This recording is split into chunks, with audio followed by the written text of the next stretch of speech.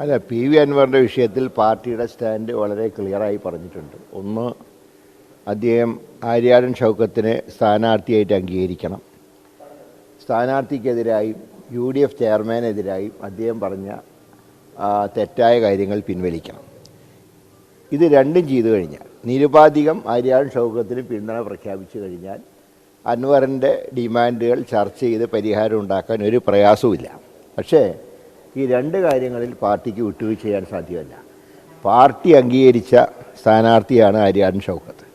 അങ്ങനെയുള്ള സ്ഥാനാർത്ഥിയെ മോശപ്പെടുത്തിക്കൊണ്ട് പറയുന്നത് UDFനെ തന്നെ മൊത്തം അധിക്ഷേപിക്കുന്നതിന് തുല്യമാണ്. അതുകൊണ്ടാണ് ഞങ്ങൾ പറഞ്ഞത് ഈ രണ്ട് പരാമർശം അദ്ദേഹം പിൻവലിച്ച് UDFന് നിരുപാധികം പിന്തുണ പ്രഖ്യാപിച്ചാൽ അദ്ദേഹമായിട്ട് ബാക്കി എല്ലാ കാര്യങ്ങളിലും ചർച്ച നടത്തി അദ്ദേഹത്തിന് കൂടെ സ്വീകാര്യമായ തീരുമാനം എടുക്കാൻ UDF തയ്യാറാണ്.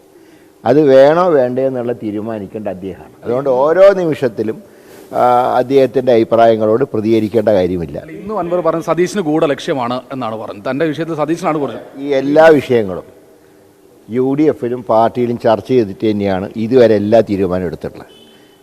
ആരും സ്വന്തം നിലയ്ക്ക് ഒരു തീരുമാനം എടുത്തിട്ടില്ല. ഒരു കൂട്ടായിട്ടുള്ള ചർച്ചയുണ്ടായിട്ടുണ്ട്. കാരണം പാലക്കാട് സ്ഥാനാർത്ഥി നിർണയത്തിലുണ്ടായ ചില അപാകതകൾ കാരണം ഇത്തവണ അങ്ങനെ ഒരു അപാകത ഉണ്ടാവാതിരിക്കാൻ പഴുതടച്ചാണ് കൂട്ടായ ചർച്ച നടത്തിയാണ് സ്ഥാനാർത്ഥിയെ പ്രഖ്യാപിച്ചത്. പക്ഷെ അപ്പോഴും അൻവർ ഒരു കല്ലുകടിയായി തന്നെ മാറിക്കൊണ്ടിരിക്കുകയല്ലേ? അല്ല, ഞാൻ പറയുന്നത് ഈ രണ്ട് കാര്യങ്ങളിൽ ഇന്ത്യൻ നാഷണൽ കോൺഗ്രസിനെ പോലെ ദേശീയ പാർട്ടിക്ക് വിട്ടുവീഴ്ച ചെയ്യാൻ സാധ്യമല്ല.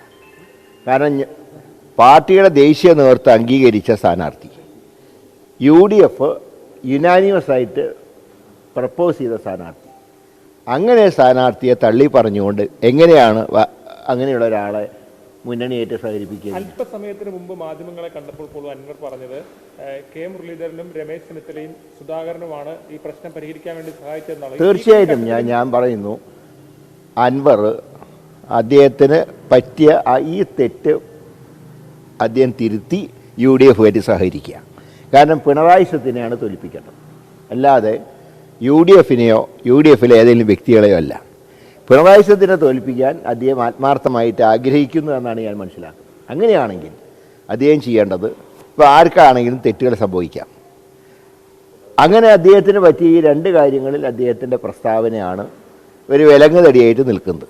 അത് അദ്ദേഹം പിൻവലിച്ചു കഴിഞ്ഞാൽ മറ്റൊരു കാര്യത്തിനും തർക്കിക്കേണ്ട കാര്യമില്ല.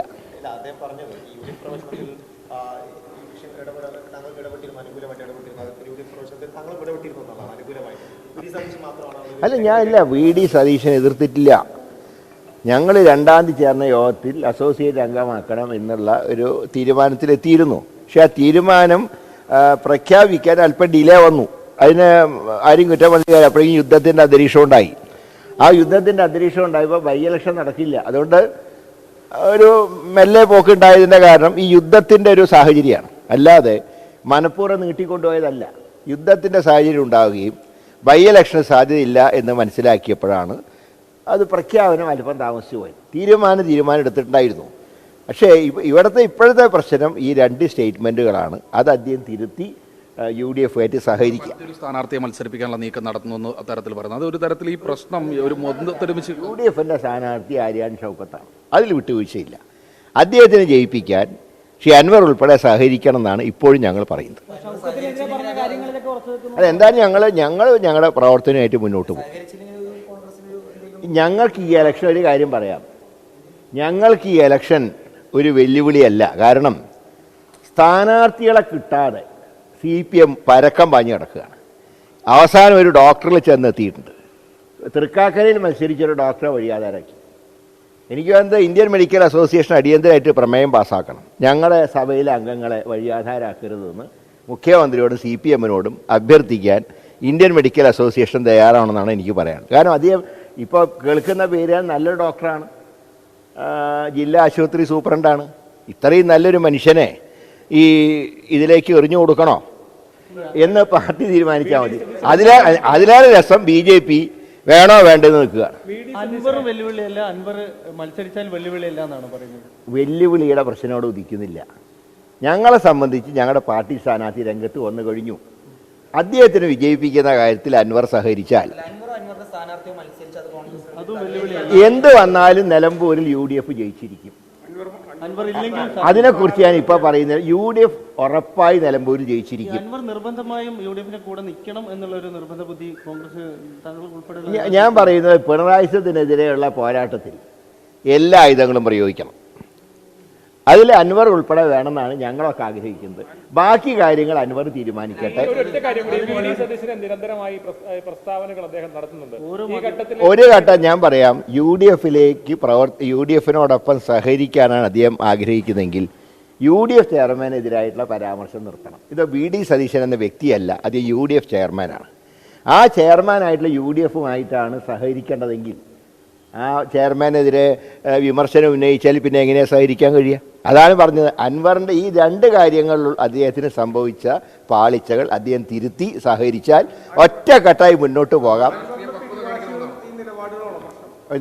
ആർക്കും രാഷ്ട്രീയ പക്വത ഞാൻ ഉപദേശിക്കുന്നില്ല, കാരണം അതൊക്കെ ഓരോരുത്തരുടെ ശൈലിയാണ്.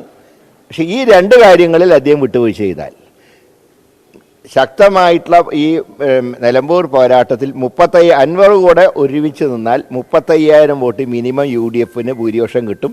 അല്ലെങ്കിൽ അല്പം കുറഞ്ഞാൽ എന്തായാലും UDF ജയിച്ചിരിക്കും.